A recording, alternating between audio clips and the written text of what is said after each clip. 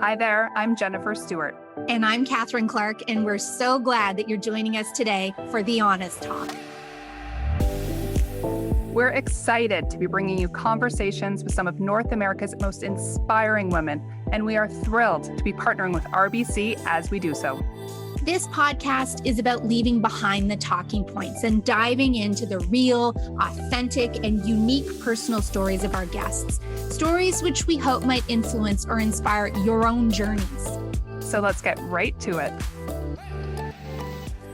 Catherine, today we're joined by a powerhouse in the world of finance and innovation, and that's Mastercard Canada's president, Erin Elofson. Erin's had a really vibrant career that has seen her working for major global name brand companies like Pinterest, Meta, and Microsoft. And she's also been a fierce advocate for women in leadership and technology. Yeah, and we're going to talk to Erin today about her passion for purpose-driven work and the mindsets that have really helped her to be successful, her willingness to shed the idea of perfectionism. She really talks about that a lot, and I think both you and I love that. And also about why her own definition of failure has helped her to evolve and grow. So I think everyone should get ready for a conversation that's equal parts inspiring and actionable. Erin, welcome to The Honest Talk. Thank you so much for spending the time with me. I'm excited. We have a lot to talk about, but I thought what we would start with is the fact that you really have built a remarkable career in tech and finance. And frankly, those are industries where women are still underrepresented, even at the highest levels, maybe especially at the highest levels. Can you start our chat today by talking about some of the key decisions or mindset shifts that help you rise into leadership? And what advice you would give to other aspiring women who want to break similar barriers? Well, that's a big question, a big set of questions. Yeah. You don't start this easy, right? You go right into the hard stuff. We do. We dig right down. I think that I, like many of us, I'm sure, started my career just really excited to get onto the workplace.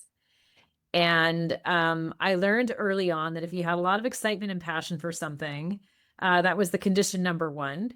People always responded well to sort of the general enthusiasm I had for learning and taking on, kind of new challenges. And one of the things, I don't think I decided this intentionally, but I remember being asked the question, which everyone who's listening has had the question asked, which is, what's your 5-year plan? And I kind of always rejected that question because I found it truly impossible to consider what my 5-year plan is. I don't know what it is now either. But I felt that the one thing I could honestly commit to was I would keep growing and keep learning and stay open to whatever that meant. And so I think a lot of what enabled great opportunities for me is, as I just mentioned, just strong enthusiasm to do something new. A willingness to learn a lot of different things versus being very focused on rising vertically in any one domain. And then just kind of remaining very open because the world changes constantly and opportunities change constantly. And I think having an open mindset was really valuable for me to get exposed to so many different things and different industries, as you said. So, Erin, you've taken on really big challenges without, to your point, always having a clear roadmap or 5-year plan. What has given you the courage and frankly, the confidence to step into this uncertainty? And, how do you stay grounded and how do you stay focused when the path ahead isn't really obvious or planned out? Yeah, it's a great question. I think as women, we always think everyone else is more sure than we are. And so I think I had to really work hard at internalizing that the path is not clear for anyone. Everybody is uncertain. And the battle is just being able to overcome that uncertainty and kind of keep going. And so for me, it was partially just a mindset of saying, okay, it's okay that I don't know the answers. Most people don't know the answers. And then realizing that for all of us, sometimes not knowing something is the key to approaching it differently.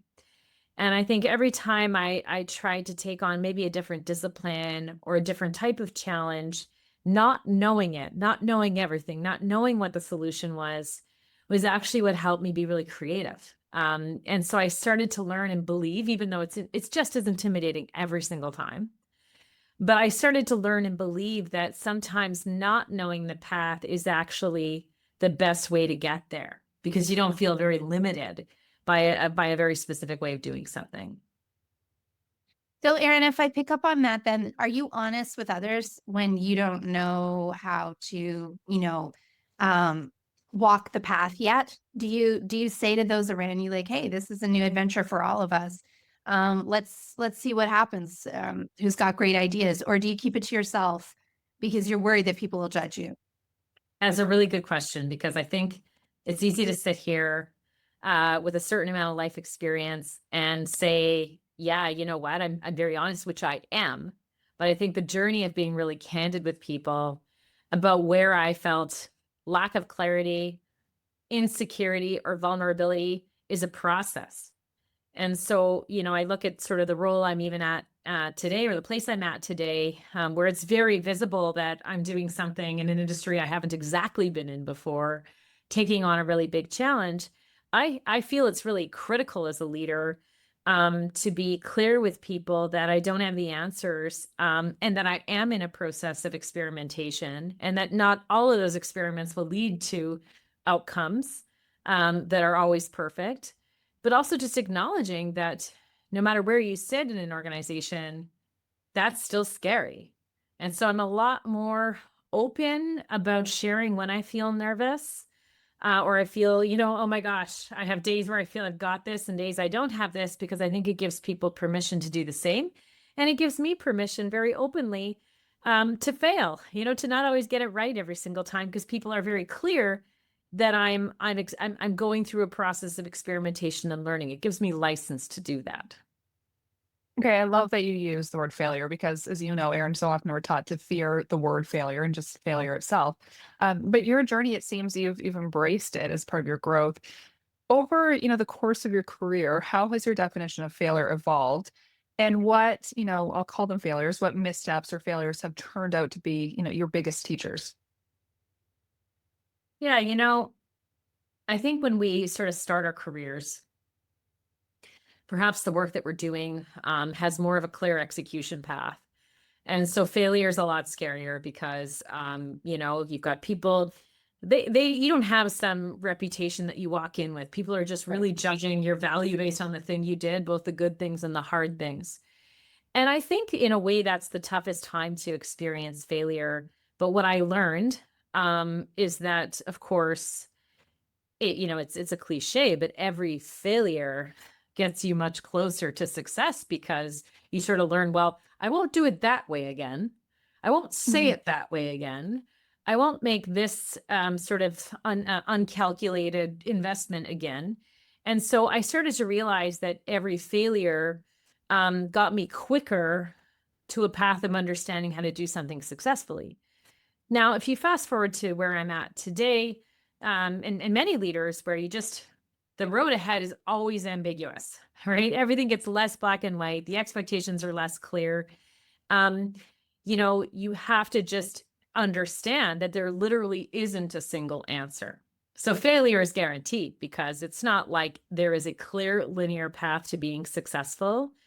There's many different gray areas, and this sort of tolerance for failure is actually fundamentally important as a more senior leader, because it kind of, if you're not failing, you're probably not taking bold enough swings. You're probably not thinking about the strategy in an expansive enough way.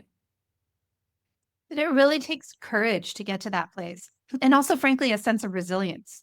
Like you have to be pretty resilient to pick yourself up and dust yourself off, especially when you're either moving towards leadership roles or actively leading, because it's tough to fail and it's tough to do so in a public way. And some really do view failure as undermining yourself. How have you developed the kind of resilience to just say, like, okay, that let's take that one and move on? Well, um, I think it's a life question, really. I learned early on that really, really, really hard days, really, really hard phases are almost inevitably followed by the odd good day and the odd good phase. And really, really great days, amazing days, or moments in your career where you feel like you're really winning are almost always followed by a dimension of being humbled. And so I think it's the promise of knowing that nothing is static, that every great leader has had a series of failures, and this belief, again, that failure makes you stronger and more resilient, and this belief that I will always be able to dust myself off. Sometimes it's harder. Sometimes it's more embarrassing. I remember I have so many stories, as we all do, right? We all have so many stories, so many hard moments. And I remember being at a client meeting many years ago and just right then and there starting to cry because they recognized they recognized kind of my weakness in this moment. It was a tough conversation. And, I literally just couldn't contain my emotion, at a client meeting. And lo and behold, you walk out of that room. That's embarrassing. Some of those failures, those moments of weakness, you feel like you won't recover from, but you do. So it's almost in those toughest or most public moments. I mean, that's a small example. I have many that you realize, oh, wait a second, I will recover. I will not be fully judged for the single failure or moment or the single moment of vulnerability. And in fact, going through that made me feel even stronger, because if that didn't get me down, then what will? So it's almost like resilience is actually built, through a series of failures, but the promise of knowing you will get back up again. You always get back up again. That's a decision. No one stops you from getting back up again. Only you can stop yourself. And it's kind of doing that many, many times, dusting yourself up, getting up off the floor, that you actually become more resilient. It's easier to get up. You get up faster. It's less embarrassing because you realize it's just a part of the human experience. Erin, is there a time where you dusted yourself off and you got back up again that you're particularly proud of? I think one of the most relatable moments of failure everyone has in their career, and certainly people with ambition. I'm sure if you're listening to this, it's because you care about your own progress, is we've all kind of gone for jobs we didn't get. We were all passed over for something along the way. And I think what I have, what I'm proud of and what I try to instill upon others is that it's actually in those moments where you're tested, most publicly, because maybe you really felt you were ready for something that wasn't given to you. And those are the moments where you actually have to really, really, really stay positive, stay focused on the contribution you can have with what you're doing. And almost every single time, the decision to do that actually accelerates your reputation. And it actually gets you closer to the thing you want, because you're actually not being evaluated by the what, it's the how. So I think the how of disappointment is really important, because life's full of disappointment. Career is full of things that are not always black and white. It's never fair. It's not like that. But your ability to kind of dust yourself off, and even if you think maybe you were the best person for something, almost always leads to even better outcomes. And so I know there's this expression, I really can't think of what it is, but when a door closes, a window opens. And I really believe that in career, every disappointment has some dimension of purpose, especially if you treat it that way. And you say, okay, this is my moment to stand strong. It almost always leads to something. And then you go, actually, it's okay that other thing didn't happen, right? There's always a path. There's always other paths. It seems like you have really been able to capture this idea of living a career that is not focused on being perfect or perfectionism, but instead a career that's about being creative and experimenting and trying to get to the right solution, but also a leadership style that I understand really sees you lead with a lot of compassion. Can you talk to us about that style and how you developed your own leadership style along the way? Well, I think you become a better leader because you've experienced a lot. The best leaders are not ones that found their success right away without a lot of obstacles. And so by the time I think I had more responsibility for more people and more people's careers, I was more innately aware of how they might be feeling because I had gone through it too. Mm. So this sort of classic importance of empathy and kind of being able to pause and say, okay, I can kind of imagine that this person might be feeling this in this moment. Super scared, super nervous, super embarrassed, super proud.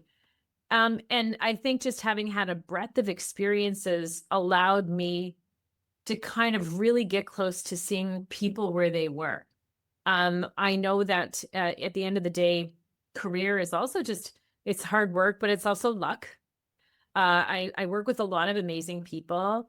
And even if maybe in that moment I'm the manager and I'm the leader, I'm 100% clear on the fact that I'm not better at anything. I just kind of had a combination of skills and luck and timing that got me to this position.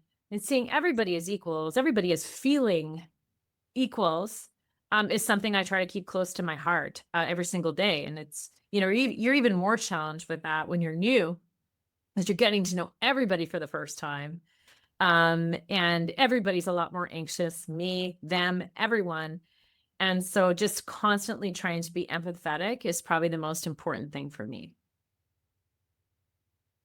Erin, for many women, the invisible work continues. That's the pressures of childcare. That's, often caring for aging parents.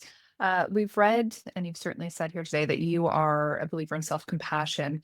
What does that mean to you? And what would be your advice to women in terms of making that a priority versus an indulgence? Yeah, I mean, I love this topic. I'm a mother of my husband and I have a blended family. I have 3 children, two stepchildren. They range from 10 to 20. So I'm a very active parent, as well as having an active career like everybody here. I also have aging parents, so we're all balancing all of that. And where for some people, self-compassion might be about self-care, like going to the gym and taking good care of yourself. That is not me. Self-compassion for me is not, there is no time for me. And I accept that and I'm okay with that. The harder thing has been able to accept that having an active personal life and being there for people in my family that I value, as well as being there for my colleagues, is a series of trade-offs. And being compassionate or kind to myself is about accepting those trade-offs. It's about saying, you know what, I am making an active decision to, maybe not burn the midnight oil tonight because A, I'm tired. B, maybe my kids need me tonight. C, maybe I just want to watch Netflix because I'm human and I'm tired. And does that mean I'm not my very best professional self because I'm not going to put 3 more hours in tonight? Yeah, but that's a trade-off I am consciously willing to make and I forgive myself for, because I'm finding the more honest I am about knowing that I can't be perfect at either, right? That's an example of Yeah. where I choose myself. There are many times where I choose my work. And then that trade-off is imperfect. The self-compassion is about accepting it's all about trade-offs. And as long as the trade-offs make sense in that moment for me, and I don't have major regrets on either side or any of those dimensions, then it was all worth it. And I think women too often, and I of course have these days too, we feel that, well, if I'm not 100% at that, I'm bad at that, right? If I'm not 100% being the perfect mom, like I will not go to any of the curriculum nights this week. Every high school, every school, I have a bunch of kids in school. They all have curriculum nights. I just will never do that. Yeah. But when my teenagers need me because they're having a rough day, because somebody said something crappy to them, I will never miss that. So it's all about those trade-offs and just accepting that we all have to find the mixture that makes sense for us is really been in a way, my unlock. And I try to share that with people whenever I can. It's about just accepting it's okay to have trade-offs. I just think that's such a powerful message. And I love how honest you are about leading on your own terms. I think a lot of women feel that there is a set way that you have to do things. And there's so much pressure, right? There is so much pressure to feel that you're really excellent at everything that you do. And I think the comments that you've made today are quite freeing for a lot of women, because it allows them to understand that, you do have to make choices and not feel ashamed of the choices that you're making. You're making them for you. You're making them for your family. And a lot of times you're making them for your career. That idea of helping other women to learn to lead on their own terms. Can you talk about why that's important to you? I see and felt everything. I watch the women I work with, experience. I see the stress for people in perhaps trying to build a healthy relationship, trying to, get pregnant, stay pregnant, have a child, have a career, rebuild their life, maybe when a parent gets sick. And I can see that it's not so much the burden of the thing that's happening to them. It's this constant pressure to be perfect and to feel like they can't have it all, right? And I see the struggle women face. And even though we talk about this struggle all the time, it doesn't make it less difficult. So it's important to me that we all have the real discussions, the really, really real discussions about these topics, because I do feel that sometimes just having, exchanging information about the hard truths and the hard trade-offs is kind of, as you said, the thing that gives people some levity. It gives them the permission to say, I'm leaving work to take my daughter or son to this thing because it's important to me right now. I think I want to give people permission and license to feel less weighed down, because I remember how that felt, and I wish somebody could have given me some shortcuts. So I'm kind of like, hey, let me save you a couple of hard knocks and a bunch of guilt. Let me just try to save you years of guilt and tell you just a couple things that maybe no one's going to say. So I think it starts with kind of having the hard conversation, because sometimes that's what I observe. That's often what people need. What one piece of advice would you give younger career Erin today? I would probably tell myself, your career is not defined by this moment, this year, this month, this job. Your career will be a sum of many milestones, some good, some hard, some even phases where you think you're delivering a lot, and some phases where you wish you could deliver more and maybe aren't. And so I would tell the younger version of myself, take a breath, balance both your personal life and your professional life with the trade-offs that come with that, and know that at the end of the day, the story that will be told will be layered, and it will be a accumulation of many experiences, and those experiences will be both good and hard. Because I think the younger version of myself would think that this moment mattered so much, this decision mattered so much, and in reality, it's really your values that are the only consistent thing. And really, it's the relationships you build that stand the test of time. Nobody remembers the deal you did. Nobody remembers that customer meeting I cried in but me, right? No one remembers that. But they always, as people say, they remember how you made them feel. 100%. Remember the relationships. You remember I went to someone's retirement party about 6 months ago, and I thought, wow, like when you retire one day, you decide who shows up in that moment to see you off. And that's really what the culmination of your career is. It's the people, it's the relationships. Yeah, and we've all seen the situations where people have not cultivated relationships, where they have maybe not been the best boss or the best person. And you're right. I mean, that becomes your lasting legacy. And I think your lasting legacy is really powerful, and you're still writing your story. So we have some rapid fire questions for you. Okay. We're going to throw them at you, and you can decide how you want to answer them. And the first one, these are not, I promise you, not too tough. Are you an early bird or are you a night owl? Early bird. Okay. What's one hobby you can't live without?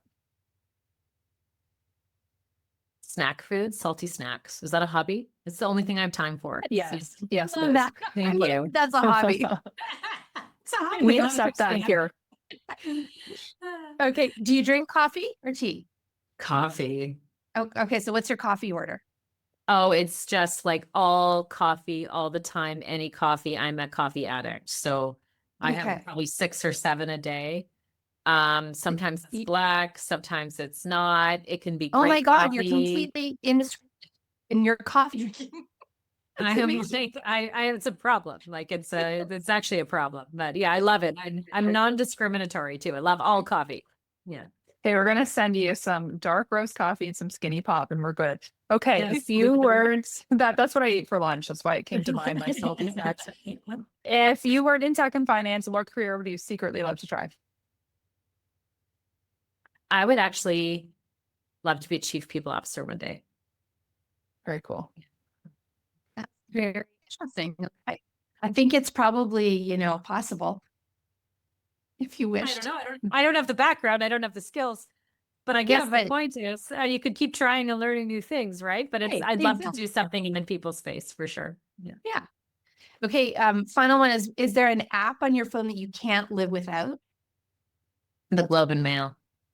Okay. I love news. I love the consumption of news, and I love coffee, and I'm getting older, which means like there's a few things happening here. I get up early, but because I'm getting older, I actually can't leave bed until I've read a lot of news and had a lot of coffee, which I think isn't supposed to happen until you're like, 75, but I'm there already. So news, coffee, mornings, long stretch. We're embracing it. I love it. Erin, it was so lovely to chat with you. And I really, frankly, am moved by your take on life and your take on careers and just how you've really balanced, your ambition with your compassion and frankly, your relationship. So thank you for being on The Honest Talk. And thank you so much. And everybody has these truths and everybody has all of that. It's just a matter of finding the courage to talk about it. We all have those stories. So thank you. Thanks for the space. Well, that's a wrap. And to our listeners across Canada and around the world, we thank you for joining us. You can hear The Honest Talk on iTunes, Spotify, and Simplecast, brought to you by RBC. You can also get more information on stories that matter to you at our website, thehonesttalk.ca, and sign up for our weekly newsletter where you'll get fabulous stories delivered right to your inbox. But for now, thank you for being a part of today's podcast. Stay tuned for more great conversations and stay well.